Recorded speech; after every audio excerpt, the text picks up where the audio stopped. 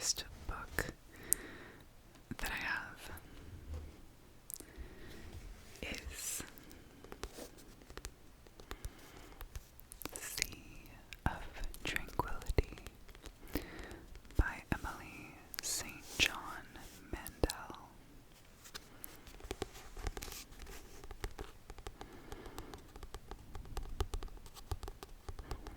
I'm sorry I don't have long nails right now, so the book tapping will just be like this. But if I'm being real, this is my favorite kind of book tapping.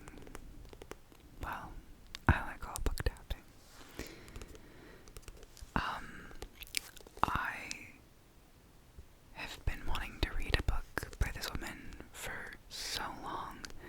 I remember one time I was at my friend's house, like maybe when I was in high school, and her mom had a copy of Station 11, which I think was kind of like her breakout novel. And I began to read it, and I got so engrossed that like I really wanted to like take the book home. I don't know, I was just like, but her mom was in the middle of reading it, so I was just like, I'd loan it to you, but I'm reading it. And let me read the back to you. On a remote island in the Canadian wilderness, the impossible notes of a violin echo in an airship terminal. This place, or is it a place, appends and connects a series of lives. Edwin St. Andrew, exiled son of an aristocratic family, is driven to madness. Olive Ewan, I'm not sure how you pronounce this name, Lelewellyn. I don't know. Let me know if you know. Resident of the second moon colony, weaves the violin into her pandemic novel.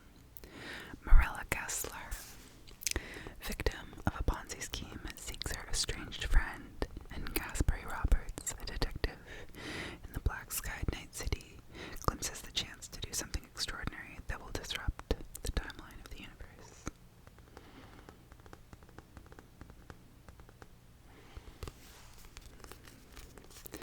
She writes such amazing, like, dystopic worlds that feel very close to the world that we live in, but with so much creativity. Like, they don't feel prescient like Margaret Atwood, but they feel possible.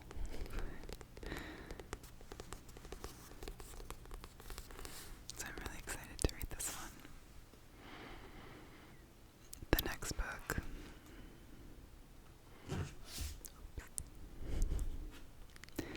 is Cleopatra and Frankenstein by Coco Mellers.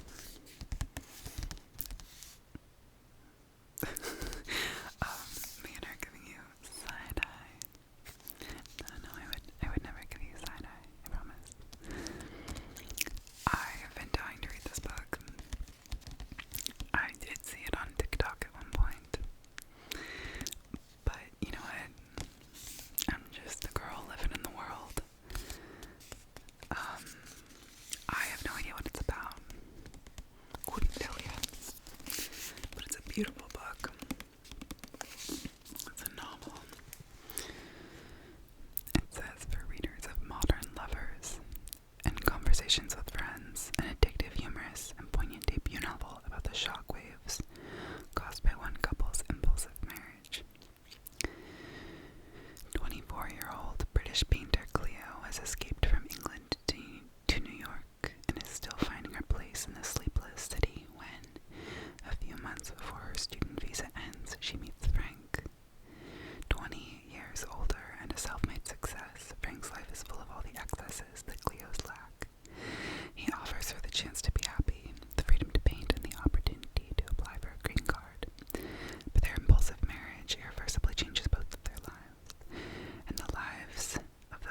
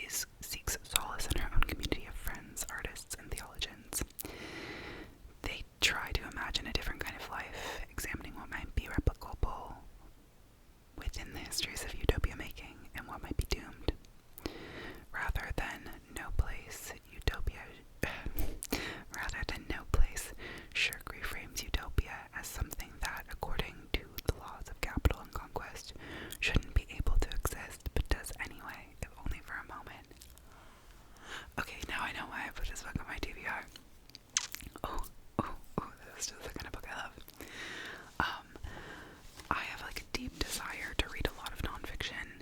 I have so many nonfiction books on my shelves, and in truth, like, I rarely read them. Often I think because I just get distracted away from them, and they often kind of stall out my forward progress in reading novels, because I really, when I read nonfiction, I want to, like, absorb everything slowly, but when I read novels, you know, I have a desire to read and consume more quickly, which I've talked about kind of trying to, like, dislodge that idea, but I don't know. I have this crippling fear about that there are so many books to read and not enough time to read them all. Anyway, but this is the kind of nonfiction book that I feel like I could just eat up. I love talking about community and the role of it, especially. There's schmutz on the edge of this book. Oh, I got it. Oh no, it's falling out of its dust jacket. I love talking about community. I love talking about the role that community plays in our lives right now, and in our world right now. I feel like it's really lacking, if I'm totally honest with you. I feel like there's so much, like, pain and grief in the world right now, and so many people feel so alone, myself included sometimes, and that our skills of community building and community maintaining are pretty counter, like, capitalism, you know, or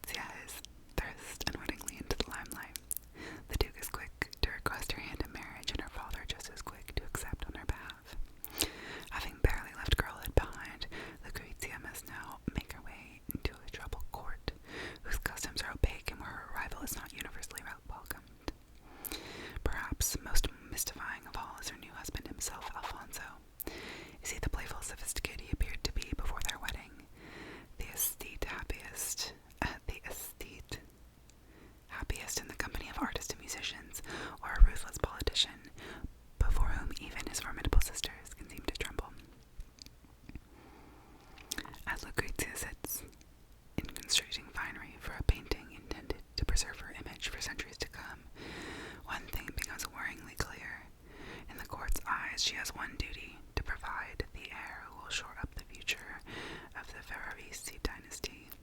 Until then, for all her rank and nobility, the new Duchess's future hangs entirely in the balance. Full of the drama and verve which she illuminated the Shakespearean canvas of Hamlet, Maggie O'Farrell brings the world of Renaissance Italy to jewel-bright life and offers an unforgettable portrait of a resilient young woman's battle for her very survival. Wow. Oh, I'm so excited to read this. I don't like... Is that true? I was gonna say I don't love historical fiction. I don't love, like, recent historical fiction. Like, that's not exactly my jam. But I do love, like, I loved Susie. I loved Hamnet.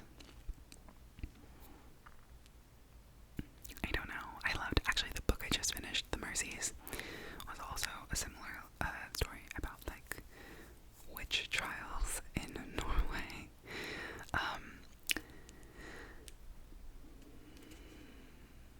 I love retellings of stories that give a new perspective to stories that we know pretty well.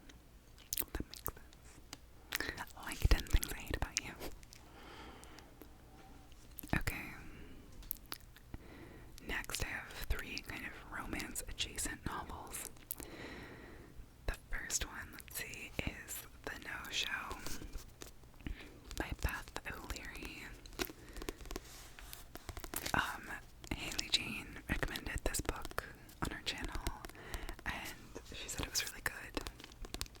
And I had it on hold forever from the library, and it just, like, it kept coming up, available from the hold, like, right as I would start a new book that I was engrossed in. And so I was like, you know what, the best way to just deal with this is for me to get this book. 3 women who seemingly have nothing in common find that they're involved with the same man in this smart new rom-com by Beth O'Leary, best-selling author of The Flat Share. Siobhan is a quick-tempered life coach with way too much on her plate. Miranda is a tree surgeon used to being treated as just one of the guys on the job. Jane is a soft-spoken volunteer for the local charity shop with 0 sense of self-worth. These 3 women are strangers with only one thing in common. They've all been stood up on the same day. The very worst day to be stood up. Valentine's Day. And unbeknownst to them, they've all been stood up by the same man. Once they've each forgiven him for standing them up, they are all in serious danger of falling in love with a man who may not have just 1, but 2 or 3 women on the go. Is there more to him than meets the eye? Where was he on Valentine's Day? And will they each untangle the truth before they all get their hearts broken?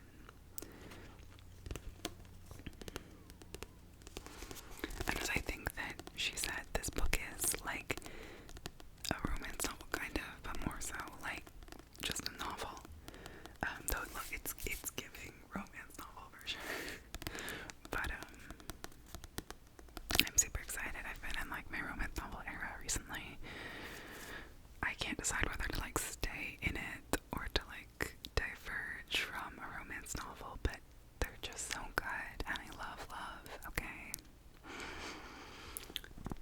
In the theme of romance novels, the next book that I got is just like 2 on the nose. This book is called Written in the Stars by Alexandria Bellafleur.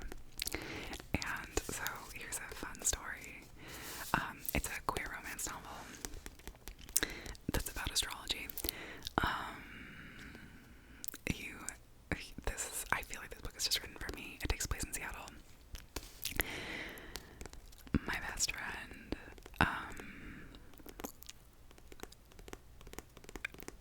one of my best friends, is like just would not come across to me as someone who would like love romance novels. She's like very gay, real sporty like. We went to high school together and we just like played sports together and were queer together all through high school. And she's like a Capricorn. She's like very like serious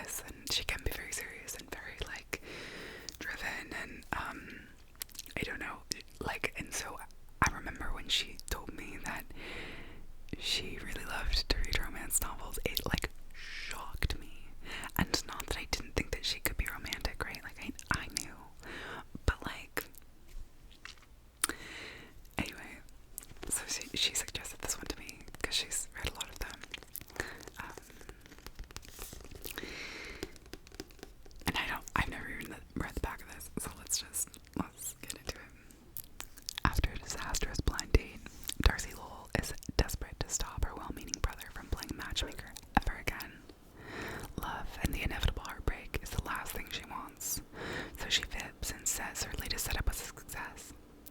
Darcy doesn't expect her lie to bite her in the ass. L. Jones, one of the astrologers behind the popular Twitter account Oh My Stars, dreams of finding her soulmate, but she knows it is most assuredly not Darcy, a no-nonsense stick-in-the-mud who is way too analytical, punctual, and skeptical for someone like Elle. When Darcy's brother, and Elle's new business partner, expresses how happy he is that she and Darcy hit it off, Elle is baffled. Was Darcy on the same date? Because awkward. Darcy begs Elle to play along, and she reluctantly agrees to pretend they're dating. Oh, classic pretending they're dating. Love. I dream, I pine, I yearn to one day pretend that I'm dating someone, and then for us to fall in love. Okay, anyway. Darcy begs Elle to play along, and she reluctantly agrees to pretend they're dating, but with a few conditions. Darcy must help Elle navigate her own overbearing family during the holidays, and their arrangement expires on New Year's Eve. Y'all, the last thing they expected is to develop real feelings during the faux relationship, but maybe opposites can attract when true love is written in the stars. Oh, this is gonna be so good. I almost want to start this now. I just finished Book Lovers by Emily Henry. So good. I read it in like a few days, like probably 4 sittings. It was so good. But this just seems like candy. This seems like I just want to like eat it up.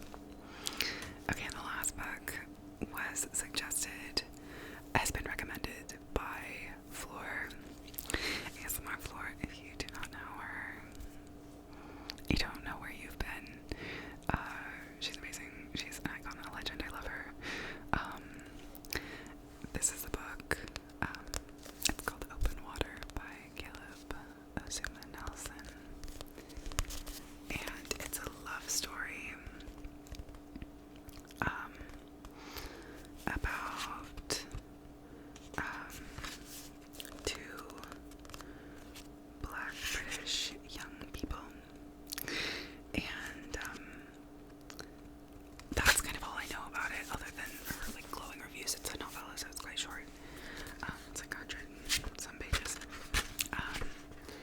I think actually this is the book that I'm gonna read next.